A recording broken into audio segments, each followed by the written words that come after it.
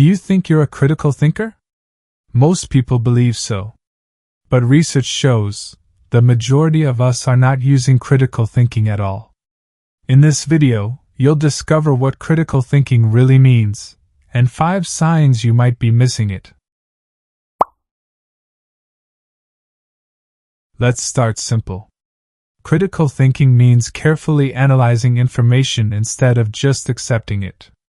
It's about asking questions, looking for evidence, and thinking logically, even when it's uncomfortable.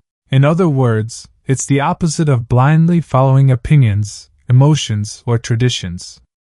It's the skill that allows you to see through hype, lies, and your own biases. But here's the problem. Most people think they're critical thinkers, but they're actually stuck in old thinking habits.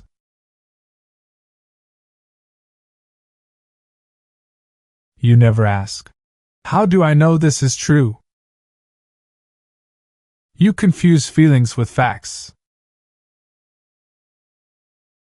You rely on authority instead of evidence.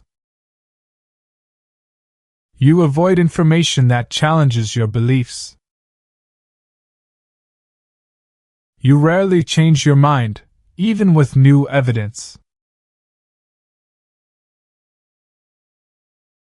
So, if you recognize any of these signs, don't worry. You're not alone, and you can change. Here are 3 simple steps to begin. Keycap 1. Slow down before reacting. Ask, "What evidence do I have?"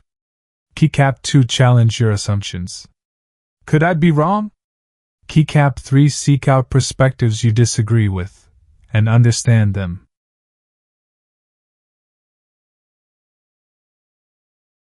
Critical thinking isn't something you're born with. It's a skill you forge, just like steel.